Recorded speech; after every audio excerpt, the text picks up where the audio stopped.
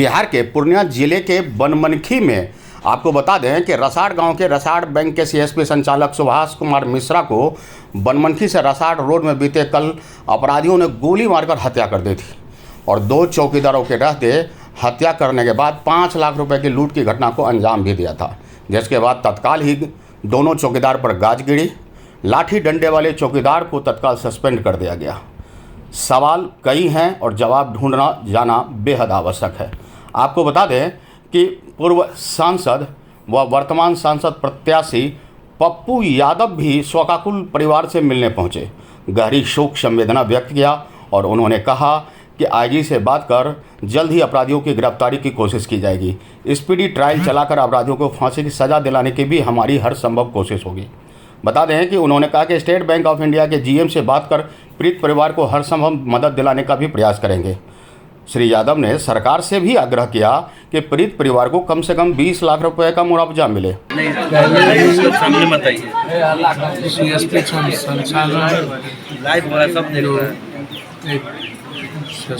Banking system है जिसको सुरक्षा का मांग उठा, और ख़ास तौर पर जब बड़ा ट्रांजैक्शन होता है 5 लाख से 2 लाख से ऊपर, तो उस वक्त उसकी सुरक्षा भी और पब्लिक सिक्योरिटी की भी सुरक्षा, ये दोनों आवश्यक है।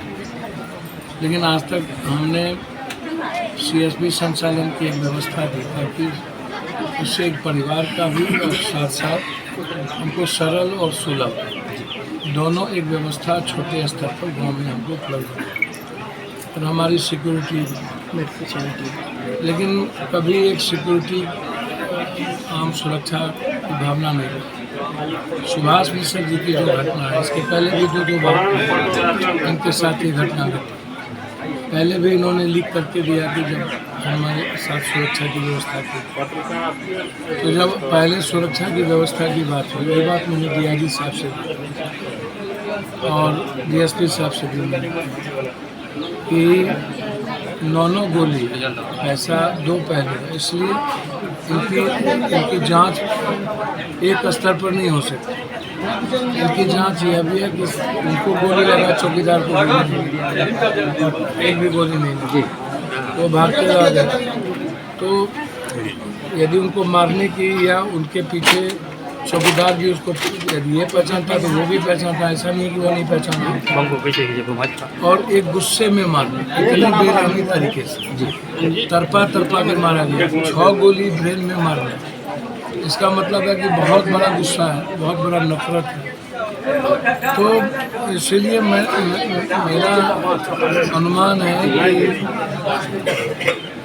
एक तो सीसीटीवी फुटेज भी और उस इलाके में टावर लोकेशन किसका और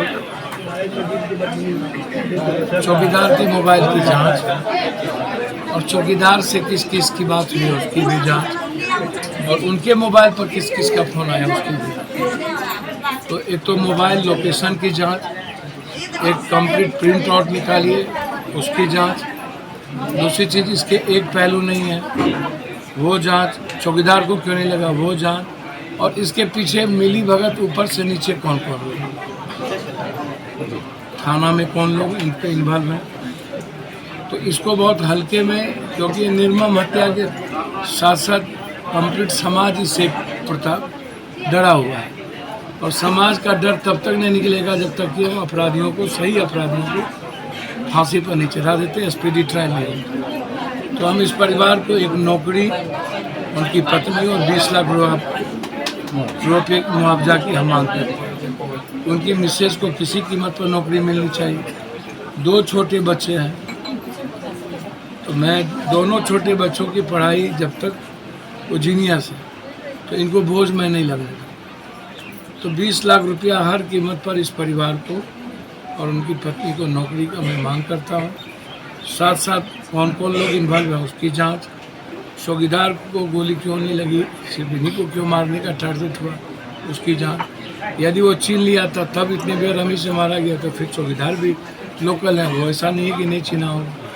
तो पूरी जांच अभी तक 18 घंटे के बावजूद भी यदि जांच का हम एक कदम नहीं बढ़ पाए, तो ये दुर्भाग्य है। इसलिए मैं चाहता हूँ कि मैंने इसलिए बैंक सीएसपी के एजीएम से भी बातचीत किया, बैंक के एजीएम से, डीआईजी साहब से भी बातचीत किया, और तीनों पहलू को मैंने, और पूरा परिवार के साथ हम और मेरे साथी खड़े हैं। आजीवन वो मेरी बेटी की तरह है, बच्चे की तरह है। इनके किसी भी तरह में आर्थिक को हम कमजोरी नहीं होने देंगे। जो भी इनके पढ़ने में लिखने में, बच्ची हो या बच्चे हो, दोनों के स्कूल मालिक से बात करेंगे कि हम किसी कीमत पर इनके बच्चे हमारे अच्छे से, बिना किसी प्रेशर के और बिना किसी डर और अभाव के, बच्चे हमारा जीनियस है और वो आगे निकले। तो मैं यह परिवार और ये गांव, पूरा का पूरा इलाका सुभाष मिश्र जी को लेकर के पूरा, कोई ऐसा नहीं है जो नहीं रोया होगा, हर आँख में आंसू थे। इसीलिए मैं जब तक इसकी जांच नहीं होगी, जब तक इसकी पूरी कार्रवाई नहीं होगी, तब तक हम लोग चैन से नहीं बैठेंगे। हमारी पूरी पार्टी, पूरे लोग इस घटना से मारपात हैं और हम लोग से। पप्पू यादव ने कहा कि मृतक के बेटे और बेटी को आगे की पढ़ाई के लिए अपने स्तर पर, जी हाँ, स्वयं के स्तर पर जो हर संभव मदद होगा वह भी दी जाएगी। बहरहाल बनमनखी के क्षेत्र में सीएसपी संचालकों से लूट की घटना पहले भी अंजाम पा चुकी है, गोलीकांड भी हो चुकी है, और एक बार फिर इस 5 लाख रुपए की लूट के साथ सीएसपी संचालक की हत्या गोलीकांड में निश्चित रूप से चौंकाने वाला ही नहीं बल्कि पीड़ाजनक भी है। बता दें कि एसपी ने तत्काल ही दोनों चौकीदार को सस्पेंड कर दिया है और साथ ही जल्द ही अपराधियों की गिरफ्तारी का भरोसा भी दिया है। लेकिन वही सवाल यहाँ एक और खड़ा होता है कि अगर कोई 5 लाख रुपए बैंक से निकाल कर जा रहा है और सुरक्षा के लिए वह निवेदन भी करता है, तो क्या लाठी डंडे वाले चौकीदार देकर उसकी सुरक्षा मुकम्मल की जा सकती है? क्या अपराधी सिर्फ लाठी डंडे लेकर लूटने आएंगे? आज के मामूली से अपराधी छीना झपटी करने वाले भी चाकू, छुरी और गोलीबारी करते हैं। जी हाँ, तो ऐसे में अगर अपराधियों के पास गन है तो लाठी डंडा उसका मुकाबला कैसे करेगा? तो अधिकारियों को चाहिए कि चौकीदार को लाठी देकर भेजने के बजाय एक राइफलधारी साथ में भेजे, जिससे कि कम से कम सुरक्षा के कुछ उम्मीद तो जगे। अब देखना होगा कि इस घटना के बाद पुलिस और प्रशासन क्या कुछ सबक लेती है और क्या कुछ बदलाव करती है। अनुभवी आंखें न्यूज के लिए बनमनखी से गौरव गुप्ता की रिपोर्ट।